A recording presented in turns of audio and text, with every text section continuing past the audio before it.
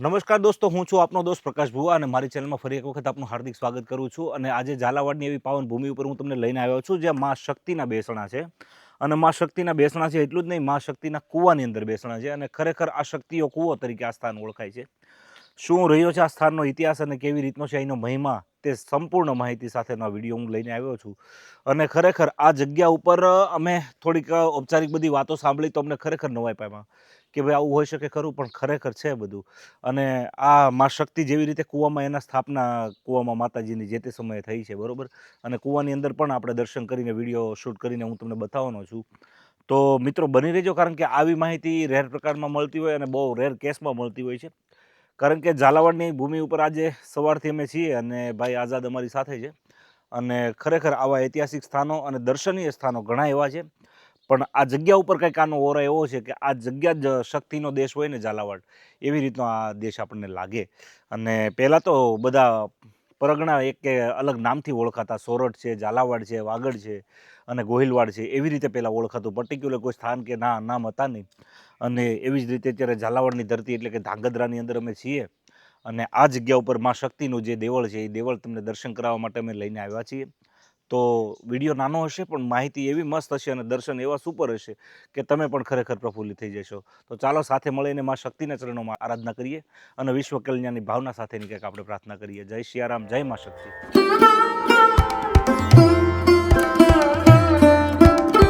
મિત્રો, આ જગ્યા ઉપર અમે આવ્યા ને ખરેખર અહીંયા આપણને જે કહેવાય ને, આપણા જે જૂના જમાનાના જે રીત રિવાજો હતા અને જે પુરાણા આપણા કહેવાય ઇતિહાસ હતા અને શિલ્પકારો જે પુરાના થઈ ગયા છે આપણા, બરાબર. અને જે રાજા રજવાડા સમયમાં જે કોઈ પ્રજાવત્સલ રાજાઓ હતા તે પ્રજાના કલ્યાણ માટે, એના હિત માટે કાંઈ ના કાંઈ નાના નાના પ્રયાસો એના હતા. એ પ્રયાસોના ભાગરૂપે અહીંયા આપણને થાકલો દેખાય છે. થાકલો કહેતા આ ચાર પથ્થરની જોડી એવી રીતની છે કે સામે સામે બે પથ્થર મૂકીને એક ઉપર પથ્થર મૂકવામાં આવે, જેથી કરીને કોઈ પણ વટે માર્ગોની માથા ઉપર ભાર હોય અથવા તો કોઈ ભારો કે એવું લઈને નીકળતા પહેલાં, તો એ ભારા અથવા તો ભારને 5 મિનિટ એના ઉપર મૂકીને એ પોરો ખાઈ શકતા. અને બીજા નંબરમાં આવા જે દુર્ગમ્ય સ્થાનોમાં કોઈ નીકળે તો આમાં કોઈ માણસ હોય નહીં કે આપણને પાછું એ ચડાવે ભારો, બરાબર. તો 5 મિનિટ અહીંયા મૂકીને એ માથોમાં પાછો ભારો ચડાવીને પાછા આગળ નીકળીએ કે આવી રીતનું કંઈક અહીંયા કામ આજે પણ ધાંગધ્રાની અંદર પણ અમને જોવા મળ્યું ખાસ કરીને. બાકી આ વસ્તુની જે ઉલ્લેખ વધારે પડતો કહેવાય ને તો ગોંડલમાં વધારે થાય છે કે ગોંડલ સ્ટેટે આ રીતે પ્રજાવત્સલ રાજાએ ત્યાં આવી રીતનું આયોજન કંઈક કરેલું. પણ અહીંયા પણ આ બેહુબ આપણને દેખાય છે. અને ત્યારબાદ આપણે જે મા શક્તિના દર્શને આવ્યા છીએ તે મંદિરનો ગેટ અહીંયા દેખાય છે. અને ચાલો સાથે મળીને કૂવાની અંદર માતાજી શક્તિમાનો કહેવાય કે એક મંદિર છે, દેવળ છે એનું. તો ત્યાં સાથે મળીને આપણે દર્શન કરીએ અને માના ચરણોમાં કંઈક એવી પ્રાર્થના કરીએ કે વિશ્વ કલ્યાણની ભાવના સાથેની કંઈક આપણે અરજ કરીએ, કે મા શક્તિની એવી પ્રાર્થના કરીએ કે સરહદના સીમાડા હાંચવીને જે કોઈ અમારા યુવાનો ઊભા છે તેને તમે પીઠબળ પૂરું પાડજો અને તેને શક્તિ આપજો. તો ચાલો, જય માતાજી.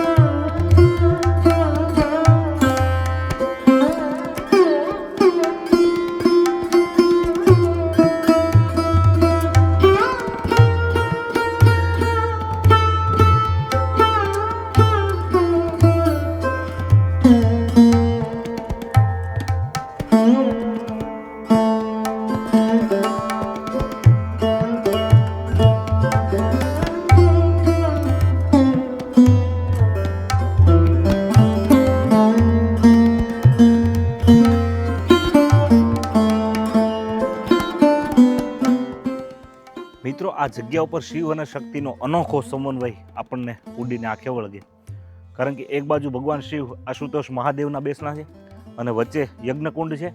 અને ત્યારબાદ કૂવાની અંદર મા શક્તિનું કહેવાય ને કે ભાઈ એક પ્રાગટ્ય સ્થાન છે. અને ત્યાં માતાજીનો ગોખલો છે અને માતાજી હાજરા હાજર અત્યારે અહીંયા બિરાજમાન છે. અને આવા દર્શન તો મેં પણ ક્યારેય નથી કર્યા. કારણ કે કૂવાની અંદર દર્શન એ તો ઠીક છે કે ઘણી જગ્યાએ હોઈ શકે, તમને કદાચ એવું જાણવામાં આવ્યું હોય, જોવામાં આવ્યું તો હોઈ શકે, એવું કંઈ નથી. પણ આ બેહુબ હજી પણ પહેલાંની જે સમયમાં કૂવો હતો એ પણ એની જાળવણી અત્યારે છે અને એટલી ચોખ્ખાઈવાળું કામ છે કે ખરેખર ઉડીને આંખે વળગે એવી વાત છે. તો મા શક્તિના આપણે દર્શન કરીએ. આ વિડીયો ખૂબ નાનો રહેવાનો છે પણ એવો માહિતીવાળો રહેવાનો છે અને એટલા મજા આવવાની છે આ દર્શન કરીને કે આપણને કંઈક નવું જાણવા પણ મળશે.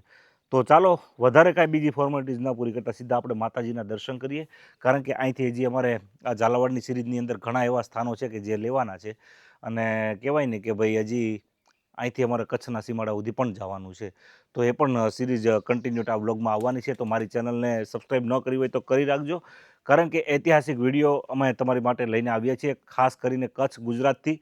અને બીજું એ કે આવનારા દિવસોની અંદર પણ ઐતિહાસિક વિડીયો અને કહેવાય ને કે ગુજરાતની જે કાંઈ ભૂમિની અંદર એવા સારા સારા ઇતિહાસો થઈ ગયા, સારા સારા મહાપુરુષો થઈ ગયા, તેની વિશેની પણ તમામ માહિતી આ ચેનલના માધ્યમથી આપણે મળી રહેવાની છે.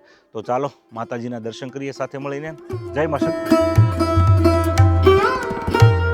જય મા ભગવતી, જય મા ભગવતી, જય જય.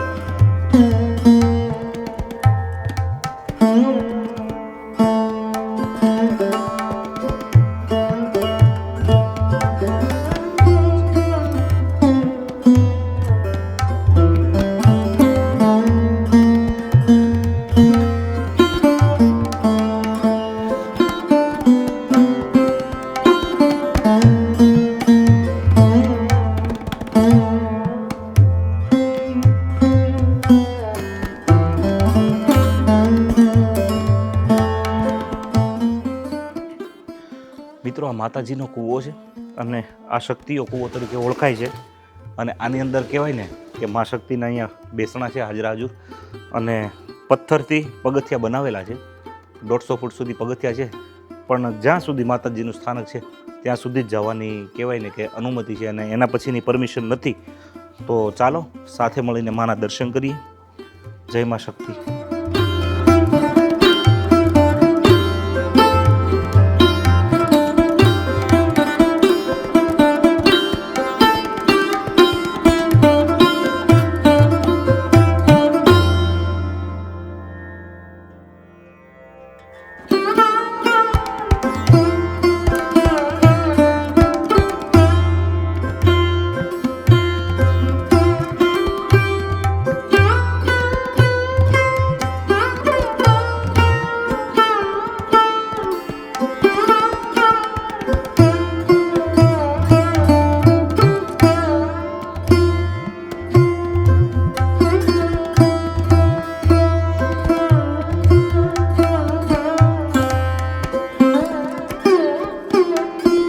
મિત્રો, આ કૂવાની અંદર સામેની જગ્યાએ આપ સ્ક્રીન ઉપર જુઓ છો તે રીતે અહીંયા કંઈ લખાણ કરેલું છે, પણ ત્યાં સુધી ઝૂમ થતું નથી. અને બીજા નંબરની અંદર કે અહીંથી દેખાતું પણ નથી બરાબર. પણ આ કૂવા વિશેની જે કંઈ માહિતી અથવા તો ઇતિહાસ છે તે એમાં લખેલો છે. અને કદાચ આ કૂવા, આ જગ્યા વિશે પણ જો આપ અગર જાણતા હો તો ચોક્કસથી કોમેન્ટમાં જણાવજો. મિત્રો, આ રીતે કંઈક અહીંયા માતાજીનું સ્થાનક છે. અને આ જગ્યા ઉપરથી પૂજારી બાપા જ્યારે દીવાબત્તીનો સમય હોય ત્યારે આ જગ્યા ઉપરથી ઊભા માતાજીની આરતી ઉતારતા હોય છે. અને આ જગ્યા સુધી જ જવાની અનુમતિ છે, આનાથી નીચે જવાની અનુમતિ નથી, કારણ કે સુરક્ષાના ભાગરૂપે પણ અને જે કંઈ નિયમો હોય તે આપણે પાળવા જોઈએ. અને ખાસ ઉડીને આંખે વળગે એવી વાત કે ભાઈ અહીંયા ચોખ્ખાઈ સારી એવી છે કે આ પુરાતત્વ વિભાગની અંડરમાં નથી, છતાં પણ આની જાળવણી ખૂબ સારી રીતે થઈ છે. આમાં ક્યાંય પાન માવાના કે થૂકેલા કેવા ડાઘ નથી દેખાતા, નકર તો આપણે ઘણી જગ્યાએ એવી રીતે જોઈએ. પણ આ તો મા શક્તિનું આરાધના કેન્દ્ર છે અને આ જગ્યા ઉપર જો આપણે એવું કંઈક કરીએ તો ખરેખર એના દોષી થઈએ, તો પછી તો આપણને કોણ બચાવે. પાણી કાઢવા માટે પહેલાં કોહ હતા, સાદી ભાષામાં આપણે કહીએ તો તળપદી ભાષામાં. એ કોહનું કંઈક ને કંઈક રીતે અહીંયા આયોજન એવું કર્યું છે. તો આ ઇન્સ્ટોલમેન્ટ એ રીતનું છે કે કોહ દ્વારા પાણી બહાર આવતું અને બહારથી પાણી પશુ પક્ષીઓ માટે અથવા તો માનવ જીવનના ઉપયોગી માટે અહીંથી પાણી લેવામાં આવતું. તો ચાલો મા શક્તિના ચરણોમાં એવી પ્રાર્થના કરીએ કે સૃષ્ટિના જીવ માત્રનું કલ્યાણ થાય અને સનાતન ધર્મનો વ્યાપ વધે અને ગાય માતાનું રક્ષણ થાય અને મારા દેશના સીમાડા જે કોઈ સાચવીને ઊભા છે આપણા જુવાનો, બસ એને મા શક્તિ પ્રદાન કરે. બસ એ પ્રાર્થના સાથે આ વિડીયો અહીંયા વિરમું છું. જય સિયારામ, જય મા શક્તિ.